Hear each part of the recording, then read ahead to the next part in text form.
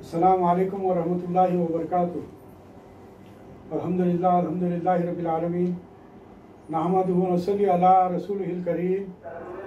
अम्मा बाद क़ाल अल्लाहु तआला फ़ी शान हबीबिही इन्नल्लाह व मलाइकतहु युसल्लूना अलन नबी या अय्युहल्लज़ीना आमनू सल्लु अलैहि व सल्लिमू तस्लीमा। अल्लाहुम्मा सल्लि अला सय्यिदिना नबीना शफ़ीअना हबीबना मौलाना मुहम्मदिन व बारिक व सल्लिम। अल्हम्दुलिल्लाह सुम्मा अल्हम्दुलिल्लाह कि अल्लाह तबारक व तआला के फज़ल व करम से आज हमारा ये 88वां दर्स है, यानी 88। और आज हम इस दर्स में सूरह बकरा की 116 और 117 ये आयत की तिलावत का शरफ हासिल करेंगे और उसका तर्जुमा तफसीर पर भी गौर फिक्र किया जाएगा। दुआ फरमाइए कि अल्लाह तबारक व तआला खैर का मामला फरमाए। रब्बी इश्रह ली सदरी व यस्सिर ली अमरी वहलुल उक़दतम मिन लिसानी यफ़क़हू क़ौली। फ़अऊज़ु बिल्लाहि मिनश शैतानिर रजीम। बिस्मिल्लाहिर रहमानिर रहीम। वक़ालू इत्तख़ज़ल्लाहु वलदा सुब्हानहु बल लहू मा फ़िस समावाति वल अर्द कुल्लुन लहू क़ानितीन। बदीउस समावाति वल अर्द व इज़ा क़ज़ा अम्रन फ़इन्नमा यक़ूलु लहू कुन फ़यकून। सदक़ल्लाहुल अलीयुल अज़ीम। आइए इसका लफ्ज़ी तर्जुमा समाअत फरमाइए। आयत 116।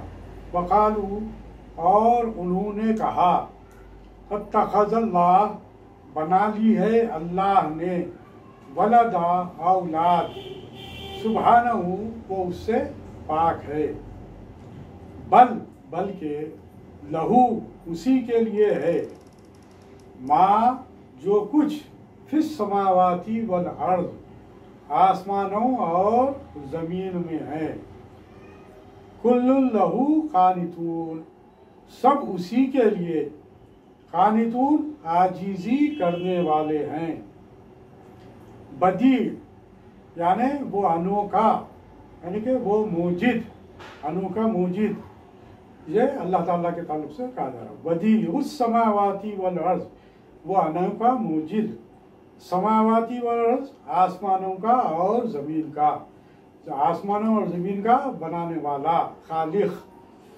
बदी उस समावाती वल अर्ज़ आसमानों और ज़मीन का बनाने वाला, मूजिद या खालिक। वइज़ा क़ज़ा, वइज़ा और जब, क़ज़ा वो फैसला करता है, अमरन किसी काम का, फ़इन्नमा तो सिर्फ, यक़ूलू यही कहता है। जब वो किसी बात का फैसला करता है, यानी कि अल्लाह तबारक व तआला जब किसी बात का फैसला करता है तो वो कहता है, क्या कहता है, लहू कुन फ़यकून, इसको तो हो जा, तो वो फौरन हो जाता है। आइए इसका तर्जुमा और तफसीर में हम मज़ीद गौर फरमाते हैं।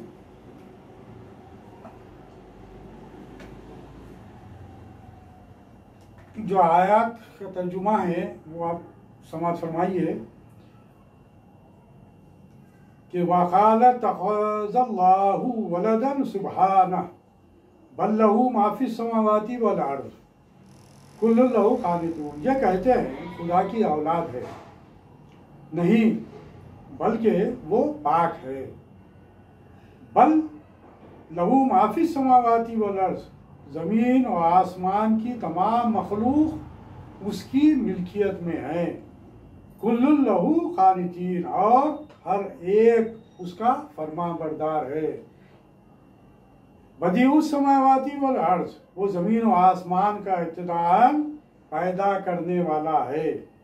वइज़ा क़ज़ा अमरन फ़इन्नमा यक़ूलु लहू कुन फ़यकून वो जिस काम को करना चाहता है, वो जिस काम को करना चाहे कह देता है कि हो जा, बस तो वो वही हो जाता है।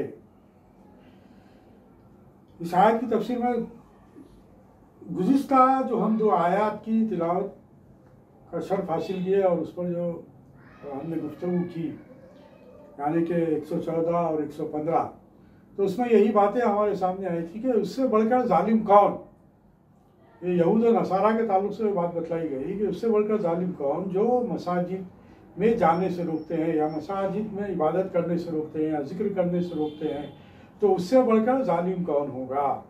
और फिर आगे जो दूसरी आयत है उसमें भी ये बात बतलाई गई कि जो रोकने वाले हैं, जो जुल्म करने वाले हैं, वो चाहते हैं कि मुसलमानों को इबादत से रोक दें, लेकिन वो इबादत करने से नहीं रोक सकते।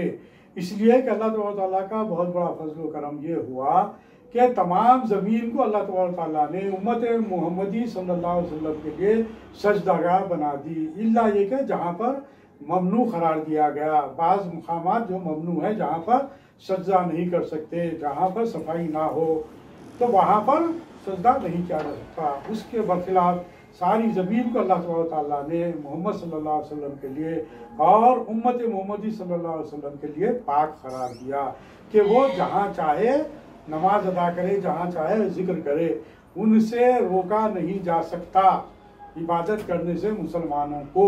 ये बात बतलाई गई। और फिर ये बात भी बतलाई गई थी कि जिस तरफ चाहे रुख करें, यानी कि हुआ ये था कि जिस वक्त सरकार वसल्लम को जब मदीने मुनव्वरा हिजरत करके जाने के बाद सरकार वसल्लम वहाँ पर भी तकरीबन 17 महीने तक वहाँ पर सरकार दो आलम सल्लल्लाहु अलैहि वसल्लम और सहाबा कराम बैतुल मुक़द्दस ही की तरफ रुख कर नमाज अदा करते थे। लेकिन सरकार दो आलम सल्लल्लाहु अलैहि वसल्लम की ख्वाहिश ये थी कि वो काबतुल्लाह शरीफ की तरफ रुख कर नमाज अदा करें। जब मक्के शरीफ में वो इबादत करते थे तो बैतुल मुक़द्दस ही की तरफ इबादत करते थे, लेकिन काबतुल्लाह शरीफ सामने होता था। तो इस तरीके से सरकार वसल्लम को अपने जो उनकी जो ख्वाहिश थी उस हिसाब से तस्कीन हासिल थी। लेकिन जब मदीना मुनव्वरा को हिजरत करके जब आप तशरीफ लेके गए तो बैतुल मुक़द्दस की तरफ आप नमाज पढ़ते थे, तो उस तरफ भी आपकी फ़िक्र ये रहती थी, इस तरीके से पढ़ते थे कि काबतुल्लाह शरीफ के रुख से होता हुआ बैतुल मुक़द्दस की तरफ रुख करें। तो इस बात को, इस ख्वाहिश को अल्लाह ताला ने महसूस करते हुए क़िबले का रुख बदल दिया। सरकार वसल्लम की इस ख्वाहिश को पेश नज़र रखते हुए अल्लाह ताला ने बैतुल मुक़द्दस से हुक्म ये दिया कि अब काबतुल्लाह शरीफ यानी कि मक्के शरीफ काबतुल्लाह शरीफ की तरफ रुख कर नमाज अदा कीजिए। जब ये हुक्म आया तो यहूदियों और नसरानियाँ जब बैतुल मुक़द्दस की तरफ ही वो लोगों का क़िबले अव्वल भी, उनका भी क़िबले अव्वल वो था, हमारा भी क़िबले अव्वल वो है बैतुल मुक़द्दस, तो हम उधर करते थे, रुख करते थे। तो उस वक़्त तक तो वो लोग खामोश थे, फिर भी जो शरपसंदी जो करना चाहते थे वो करते थे। लेकिन जब क़िबले का रुख बदल दिया गया तो उन लोगों को और भी उससे हसद पैदा हुआ, जलन पैदा हुई, और वो लोग ये बात कहने लगे कि आखिर मुसलमानों का दीन क्या है, उम्मत मोहम्मदी सल्लल्लाहु अलैहि वसल्लम का दीन क्या है, मोहम्मद रसूलुल्लाह का दीन क्या है। तो तफासिर में जो बात आई वो इसी तरीके के कि उनके वो इस बात का ख्याल, इस बात का इजहार मुसलमानों के सामने करने लगे कि भाई दीन का कोई आपका कोई है, कोई रुख आपका नमाज पढ़ने का कोई रुख एक जगह है, जब चाहे आप जो है सो फैसले बदल देते हैं। तो यहाँ पर ये बात बतलाई गई थी कि लिल्लाहिल मशरिक़ वल मग़रिब, तमाम मशरिक़ व मग़रिब अल्लाह तबारक व तआला के हैं, तमाम कायनात अल्लाह तबारक व तआला की मिल्कियत में है, लिहाजा अल्लाह तबारक व तआला उसका मालिक है, तो वो जब चाहे जैसा चाहे हुक्म देता है। और उसका क्या यहाँ पर बात क्या थी, हुक्म वो देता है क्या। और ये बात बतलाई गई थी, उस तफसीर में भी ये बात सामने आई थी कि रुख कर नमाज पढ़ना अहमियत के हामिल नहीं है, बल्कि अहमियत की बात यह है कि अल्लाह तबारक व तआला के हुक्म पर अमल पैरा होना, ये असल बात थी। तो बैतुल मुक़द्दस की तरफ जो हुक्म था तो बैतुल मुक़द्दस की तरफ रुख कर नमाज अदा करते थे। अब अल्लाह का हुक्म हुआ, उसी रब का हुक्म हुआ कि अब काबतुल्लाह शरीफ की तरफ रुख कर नमाज पढ़ो। तो लिहाजा अब यहाँ पर उम्मत मोहम्मद सल्लल्लाहु अलैहि वसल्लम ने अपना रुख बदल दिया, काबतुल्लाह शरीफ की तरफ रुख किया। इसी वजह से उसके बाद उसकी तफसीर में ये बात सामने आई कि सारी ज़मीन अल्लाह तबारक व तआला की है, उसकी मिल्कियत उसकी है, और उसने सरकार दो आलम सल्लल्लाहु अलैहि वसल्लम के लिए, जैसा कि दूसरे उम्मतों में ये हुआ करता था कि उनकी इबादत गाहें महदूद थी, उनकी जो इबादत गाहें थी उसी के अंदर इबादत की जाती थी। लेकिन सरकार सल्लल्लाहु अलैहि वसल्लम के लिए और उम्मत मोहम्मदी सल्लल्लाहु अलैहि वसल्लम के लिए सारी ज़मीन को इबादत गाह बना दी गई, क्योंकि अल्लाह तबारक व तआला हर जहत में है, हर सिमत में अल्लाह तबारक व तआला है। अल्लाह तबारक व तआला महदूद नहीं है किसी इमारत में। अभी भी हम जो काबतुल्लाह शरीफ की तरफ रुख करके नमाज पढ़ते हैं तो वो रुख कर नमाज पढ़ते हैं, उसकी वजह यह है कि एकसानियत बरकरार रहे। अगर हुआ यह है कि सरकार वसल्लम के ज़माने में भी बसा औकात रात के टाइम पर जो सहाबा कराम जिस जिहाद पर निकले हुए थे, रास्ते में जैसे सफ़र कर रहे थे, वहाँ पर जब पड़ाव डाला गया तो कोई किसी की तरफ रात के अंधेरे में कोई किसी तरफ रुख कर नमाज अदा करा, कोई किसी तरफ रुख कर नमाज अदा करा, कोई किसी तरफ रुख कर नमाज अदा किया। जब सुबह हुई, जब रोशनी हुई, तो उन्होंने देखा कि हर एक का रुख अलग अलग है। उस वक्त सरकार दो आलम सल्लल्लाहु अलैहि वसल्लम के सामने ये बात कही गई कि ऐसा इस तरीके से हम नमाज अदा करें। तो अल्लाह ताला की तरफ से हुक्म आया कि इन तमाम की नमाजें कबूल हो गई, इसलिए कि अल्लाह तबारक ताला हर तरफ है। अल्लाह तबारक ताला की ज़ात मुबारका हर तरफ है, वो किसी एक खान में मुखय्यद नहीं है, कोई एक मुकाम पर मुखय्यद नहीं है। लिहाजा आप जिस तरफ भी रुख कर नमाज पढ़े वो नमाज हो जाती है। लेकिन इस बात को हमेशा पेश नजर रखना चाहिए कि ये जो बात है जो बतलाई गई कि सफ़र के आलम में उस ज़माने में, जैसा कि मैंने कल भी ये बात कही थी कि सफ़र जब करते हैं तो उस ज़माने में ऊँट पर और घोड़े पर सफ़र किया जाता था, तो उसमें रुख का अंदाज़ा करना मुश्किल होता था, क़िबले का अंदाज़ा करना मुश्किल होता था। इसलिए वो जिस रुख पर भी सफ़र कर रहे हैं, जिस रुख पर भी वो सवारी जा रही है, उस पर आप नफिल नमाजें अदा कर सकते हैं, नमाज अदा हो जाएगी।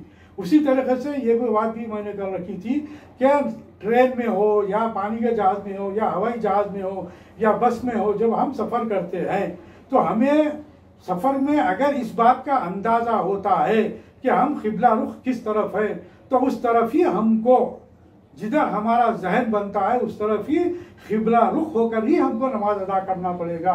हम जिस तरफ चाहे उस तरफ रुख कर नमाज नहीं पढ़ सकते। ये और बात है कि सफ़र के दौरान में रुख अगर बदलता है, ट्रेन का रुख अगर बदलता है या शिप का रुख अगर बदलता है, एरोप्लेन का रुख अगर बदलता है, बस का रुख अगर बदलता है, तो उससे इबादत में कोई खलल पैदा नहीं होगा। लेकिन जहाँ तक मुमकिन हो सके, जैसा कि उमूमन ये बात कही जाती है, और ये बात आपके सामने मैं बहुत पहले रखा था कि सरकार दो आलम सल्लल्लाहु अलैहि वसल्लम ने अस्हाबिकल नुजूम कहा था सरकार वसल्लम को कि जिसकी पैरवी कर लोगे वो सिरात मुस्तकीम पर रहेगा। अस्हाबिकल नुजूम का मतलब क्या है कि उस ज़माने में, उस दौर में रुख को मालूम करने के लिए जो सयाह हुआ करते थे, जो रुख को मालूम करने के लिए आसमानी सितारों से रुख का अंदाज़ा होता था कि कौन सा सितारा कब निकलता, किस रुख पर होता है, जिससे मशरिक़ और मगरिब का अंदाज़ा हो जाता था। उसको देखकर लोग क़िबला रुख हुआ करके इबादत किया करते थे। महज मेरी बात कहने की वजह यह है कि हम जहाँ कहीं भी रहेंगे, जिस मुकाम पर भी रहेंगे, उसमें हमको इस बात को पेश नज़र रखना पड़ेगा कि हमारा रुख क़िबला रुख होगा। और वह क़िबला रुख क्या है? काबतुल्लाह शरीफ। अब यहाँ पर आइंदा अब ये जो आयत है जो सामने आ रही है, अब आप मुलाहिजा फरमाइए कि इसमें ये बात कही गई कि ये कहते हैं खुदा की औलाद है। यहाँ पर अब अल्लाह ताला के ताल्लुक से यहूद और नसारा का ये नज़रिया ये था कि यहूद कहते थे कि उज़ैर अलैहिस्सलाम अल्लाह तबारक व तआला के बेटे हैं, और नसारा कहते थे कि ईसा अलैहिस्सलाम अल्लाह के बेटे हैं, और मुशरिकीन फरिश्तों को जो उसको बेटियां करार देते थे। वो तमाम बातें इस तफसीर में हमारे सामने आ रही है। तो यहाँ पर ये बात बतलाई गई कि ये कहते हैं कि खुदा की औलाद है, नहीं अल्लाह ताला के, बल्कि वो पाक है, सुभान वो पाक है। बल लहू माफी समावाती वल अर्ज़, ज़मीन और आसमान की तमाम मखलूक उसकी मिल्कियत में है। कुल्लुन लहू क़ानितून, और हर एक उसका फरमाबरदार है। कायनात में जितनी भी चीज़ें हैं, कायनात में जितनी भी चीज़ें हैं अल्लाह ताला ने जिसे पैदा किया, चाहे चरिंद हो, परिंद हो या फिर नबातात हो, ये तमाम चीज़ें अल्लाह ताला की मखलूक है और अल्लाह ताला की हमेशा इबादत में मशगूल रहती हैं। बदीउस समावाती वल अर्ज़, अल्लाह ताला बदी है। अल्लाह ताला की सिफत में एक नाम बदी भी है, यानी कि पैदा करने वाला, खालिक। ज़मीन और आसमान का पैदा करने वाला कौन है? वही रब है, जिसे हम अल्लाह कहते हैं, रब्बुल आलमीन। बदीउस समावाती वल अर्ज़ व इज़ा क़ज़ा अमरन फ़इन्नमा यक़ूलु लहू कुन फ़यकून, वो रब्बुल आलमीन है, वो जब जिस काम को करना चाहता है तो वो कह देता है कुन फ़यकून। जब वो कहता है कुन तो वो का हो जाता है। वो कुन फ़यकून का मालिक है, जब जो चाहता है वो कर गुजरता है। तो आइए देखिए इसमें मज़ीद ये बात जो तफसीलात सामने आ रही है वो ये कि ये और उसके साथ की आयत नसरानियों के रद में है, और इसी तरह इन जैसे यहूद व मुशरिकीन के रद में है, जैसा कि मैंने आपके सामने बात रखी, जो खुदा की औलाद बताते थे। इनसे कहा जाता है कि ज़मीन और आसमान वगैरह तमाम चीज़ों का तो खुदा ताला ही मालिक है, इनका पैदा करने वाला, उन्हें रोज़ियाँ देने वाला, उनके अंदाज मुकर्रर करने वाला, इन्हें कब्जे में रखने वाला, इनमें हेर फेर करने वाला अल्लाह ताला ही है। यानी कि ज़मीन, चाँद का निकलना, सूरज का निकलना, ज़मीन का फिरना, ज़मीन का जैसे गिर्द लगाना, ये तमाम चीज़ें अल्लाह ताला की कुदरत में और उसी के हुक्म के तहत ये तमाम चीज़ें गर्दिश में हैं। फिर भला इस मखलूक में से कोई उसकी औलाद कैसे हो सकता है? जब वो खालिक है तो ये तमाम चीज़ें तो मखलूक है, उसकी पैदा करदा चीज़ है, उसमें जो मखलूक है वो खालिक किस तरह हो सकती है, या फिर उसकी शिर्क किस तरह से उसमें शामिल हो सकता है। इसीलिए अल्लाह ताला ने शिर्क को क़तई तौर पर सख्त ममानियत है कि अल्लाह ताला इंसान, कोई भी इंसान जब गुनाह करता है तो उसके गुनाहों को अल्लाह ताला हो सकता है कि माफ़ कर दे। कोई मुसलमान अगर गुनाह करता है, गुनाह से सरजद हो जाता है, तो हो सकता है कि अल्लाह ताला उसे माफ़ कर दे। लेकिन अल्लाह ताला का ये हुक्म है कि वो शिर्क करने वाले को, यानी कि मुशरिक को क़तई माफ़ नहीं करेगा। इसीलिए जो हमारा ईमान है वो अल्लाह ताला की ज़ात और सिफात हर एक पर हमारा ईमान है कि हम उसमें किसी को शरीक नहीं करते। ना उज़ैर अलैहिस्सलाम, जैसा कि आपके सामने बात रखी, और ना ईसा अलैहिस्सलाम खुदा के बेटे बन सकते हैं, जैसे कि यहूद व नसारा का ख्याल था। ना फरिश्ते उसकी बेटियां बन सकते हैं, जैसे मुशरिकीन अरब का ख्याल था। इसलिए कि दो बराबर के मुनासिबत रखने वाले हम जिनसे औलाद होती है, और अल्लाह ताला ना कोई नज़ीर, ना उसकी अजमत और किबरियाई में उसका कोई शरीक, ना उसकी जिन्स का कोई, और वो तो आसमानों और ज़मीनों का पैदा करने वाला है। उसकी औलाद कैसे होगी? इसको कोई बीवी भी नहीं, वो हर चीज़ का खालिक और हर चीज़ का आलिम है और हर चीज़ पर कुदरत रखने वाला है। ये रहमान की औलाद बताते हैं, ये कितनी बोधी और वाहियात बात तुम कहते हो, ये इतनी बुरी बात ज़बान से निकालते हो कि इससे आसमान का फट जाना और ज़मीन का शक हो जाना और पहाड़ों का रेजा रेजा हो जाना मुमकिन है। इनका दावा है कि अल्लाह ताला साहिब औलाद है। अल्लाह ताला की औलाद तो कोई हो ही नहीं सकती, इसके सिवा जो भी है उसकी मिल्कियत है। ज़मीन और आसमान की कुल हस्तियाँ उसकी गुलामी में हाजिर होने वाली हैं, जिन्हें एक एक करके उसने घेर रखा है और शुमार कर रखा है।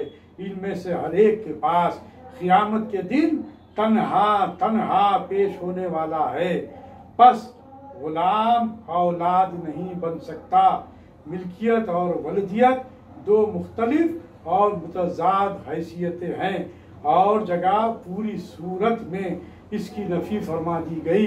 यानी कि अल्लाह तबारक ताला की तौहीद का वाज़ेह तौर पर जो ऐलान किया गया है वो इस सूरत में क्या कि बिस्मिल्लाहिर्रहमानिर्रहीम, कुल हुवल्लाहु अहद अल्लाहुस समद लम यलिद वलम यूलद वलम यकुल लहू कुफुवन अहद।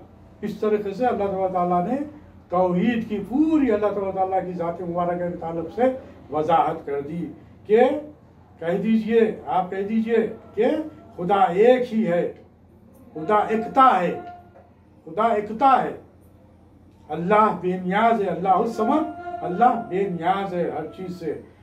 हाँ, लम यलिद, और ना उसकी ना औलाद है, लम यलिद उसकी कोई औलाद नहीं, वलम यूलद ना बाप है, वलम यकुल लहू कुफुवन अहद इसका हमजिन्स कोई नहीं, उसका हमसर कोई नहीं। इन आयतों और इन जैसी और आयतों में इस खालिक कायनात ने अपनी तस्बीह व तक़दीस बयान की है, अपना बेनज़ीर बेमिसल और लाशरीक होना साबित किया और इन मुशरिकीन के इस गंदे अकीदे का बतलान किया है और बताया कि वो तो सबका खालिक और रब है, फिर इसकी औलाद और बेटी बेटियां कहाँ से होंगी। सूरह बकरा की इस आयत की तफसीर में सही बुखारी के खुदसी हदीस में है।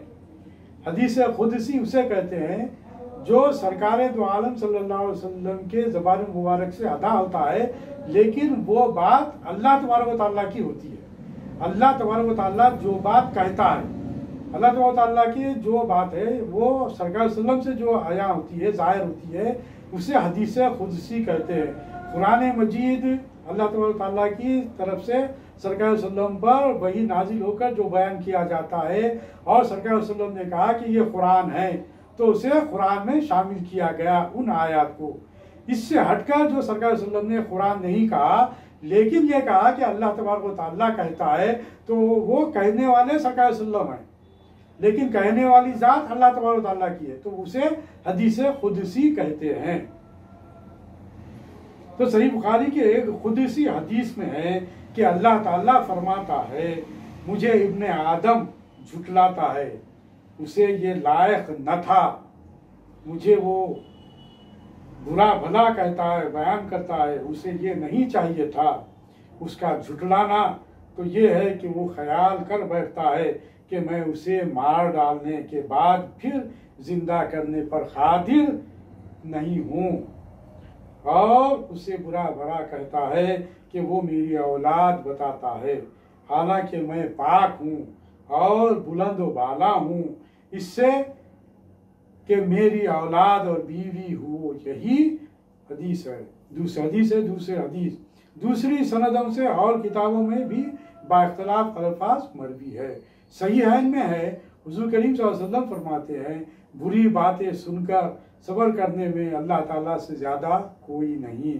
लोग उसकी औलादें बताएं और वो उन्हें रिस्क व आफियत देता है। ये रब्बुल आलमीन की सबसे बड़ी, अल्लाह ताला का बड़ा करम है कि अल्लाह ताला मुशरिकीन को भी बराबर रिस्क अता करता है। ये उसकी रहमानियत है, ये उसकी रहमानियत है। लोग उसको बुरा भला भी कहते हैं। फिर फरमाया, हर चीज़ उसकी इताअत गुजार है, इसकी ग़ुलामी की इकरारी है, इसके लिए खलास करने वाली है, इसकी सरकार में क़यामत के रोज़ सब दस बस्ता खड़ी होने वाली और दुनिया में इबादत गुजार है। अल्लाह ताला के जो नेक बंदे हैं वो ऐसे हैं जो मुसलमान हैं, उम्मत मोहम्मदी सल्लल्लाहु अलैहि वसल्लम में दाखिल है, वो अल्लाह ताला के ऐसे बंदे हैं। वो लोग भी जो दुनिया में इबादत करते रहे अल्लाह ताला की, और आखिरत में भी अल्लाह ताला उन्हें उसका पूरा पूरा अजर दिया जाएगा। और जो लोग अल्लाह ताला के पर ईमान नहीं लाते, रसूलुल्लाह पर ईमान नहीं लाते, कुरान पर ईमान नहीं लाते, और फिर मुशरिकाना उनके आमाल, मुशरिकाना उनके अकायद हैं, वो भी अल्लाह ताला के हुजूर क़यामत के दिन पेश होने वाले हैं। और उस दिन हर एक को अपने आमाल का हिसाब देना पड़ेगा, हर एक को अपने आमाल का जवाब देना पड़ेगा। ये तमाम के तमाम क़यामत के दिन अल्लाह ताला के हुजूर दस्त बस्ता खड़े हो जाएंगे।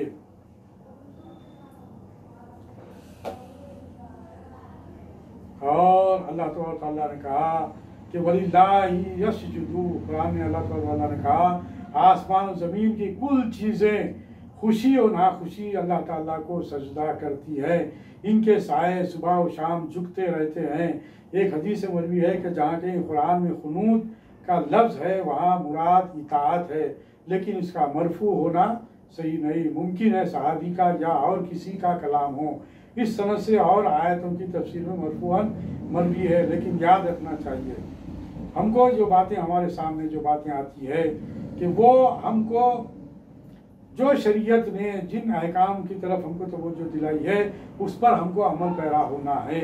और जो बिदआत है, जो खराबियाँ हैं, जो दीन में खराबी पैदा करने वाली है, उनसे हमको बचना चाहिए। बिदआत की तारीफ अलग है, मैं यहाँ पर उस बात का जिक्र नहीं करूँगा, लेकिन यहाँ पर एक बात आपके सामने रख दूँ कि जो चीज़ें भी बिदअत में भी दो बातें हैं, बिदअत हसना और बिदअत सय्या। बिदअत हसना वो है कि जो नेक आमाल किए जाते हैं, जैसा कि उमूमन ये बात कही जाती है, अक्सर ये बात कही जा रही है कि जो अमल सरकार दो आलम सल्लल्लाहु अलैहि वसल्लम और सहाबा कराम ने नहीं किया वो अमल हम करेंगे तो वो बिदअत है। तो इसके ताल्लुक से उलमाए कराम ने इसकी वजाहत कर दी कि उसके बिदत के दो तरीके बताए गए, बिदत हसना और बिदत सैया। बिदत हसना वो अमल जो नेक अमल हो, वो अगर हम करते हैं, जैसा कि मुख्तलिफ हम अज़कार करते हैं या मुख्तलिफ हम नेक कामों में हिस्सा लेते हैं या फिर कुरान मजीद की मुख्तलिफ तरीक़ों से तिलावत करते हैं, मुख्तलिफ मौक़ों पर तिलावत करते हैं, ये जो है हम अल्लाह का जिक्र कर रहे हैं, तो इसे ऐसे नेक कामों को बिदत हसना करार दिया गया।